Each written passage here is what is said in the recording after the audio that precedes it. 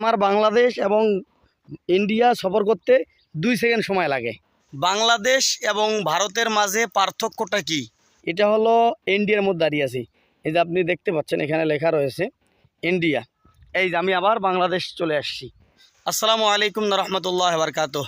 দর্শক শ্রোতা, আবারও আমরা ভারতের কাছে চলে আসছি, খুব নিকটতম জায়গায়। তো আজকে আপনাদেরকে আমি দেখানোর চেষ্টা করব বাংলাদেশ এবং ভারতের মাঝে পার্থক্যটা কি।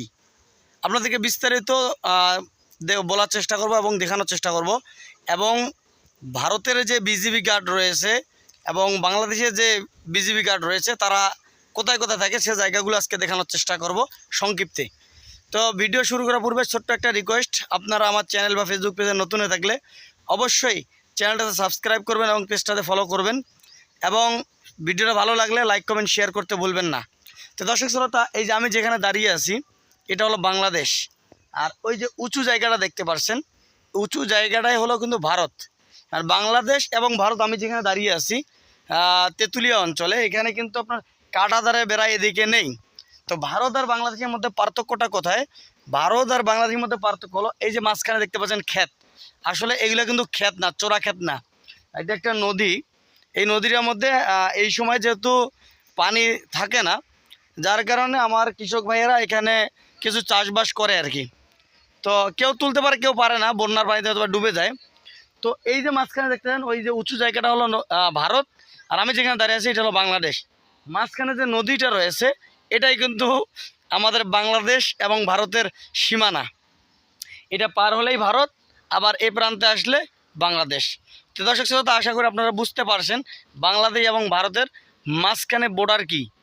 তো আপনাদেরকে এবার দেখানোর চেষ্টা করতেছি বিডিআর ভাইয়েরা কোথা থেকে পাহারা দেয় কীভাবে।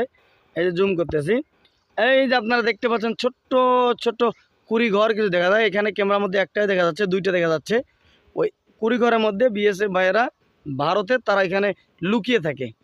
আর এই যে এখানে দেখতেছেন বসার মতো জায়গা, দেখা যায় কিনা জানি না, ওই যে দেখা যাচ্ছে কাঠ, ওইখানে তারা আড্ডা আড্ডা দেয় আর কি। আর এদিকে এই যে দেখতে পাচ্ছেন বিল্ডিং, এখানে তারা পাহারা দেয় এবং রেস্ট করে। ওইখান থেকে তারা দেখাশোনা করে যে কেউ কোনো পাশ দিয়ে চড়তেছে কিনা। আবার এই যে একটা গাছের জন্য দেখা যাচ্ছে না। তো দর্শক শ্রোতা, একটু ক্লিয়ার দেখানোর জন্য আমি আবার কাছাকাছি চলে আসলাম।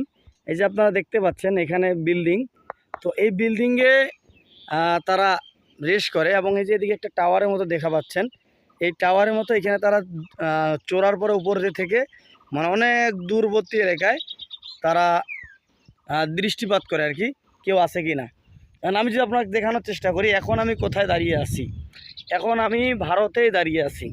আপনাদেরকে দেখাই, এই যে আপনারা দেখেন এই যে এই পিলারটা কিন্তু ভারতের।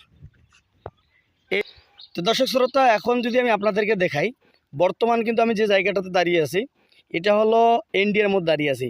এই যে আপনি দেখতে পাচ্ছেন এখানে লেখা রয়েছে ইন্ডিয়া। এখন যদি আমি দেখাই যে আমি বাংলাদেশের কত দূরে আছি, আপনাদেরকে আবারও দেখাই একটু। এই যে আমি আবার বাংলাদেশ চলে আসছি, দেখেন বাংলাদেশ চলে আসছি। মানে আমার বাংলাদেশ এবং ইন্ডিয়া সফর করতে 2 সেকেন্ড সময় লাগে। তো দর্শক শ্রোতা, এই ছিল আজকের ভিডিও। ভালো লাগলে অবশ্যই ভিডিওটা শেয়ার করবেন এবং ভিডিও সম্পর্কে মতামত আপনি পেশ করবেন।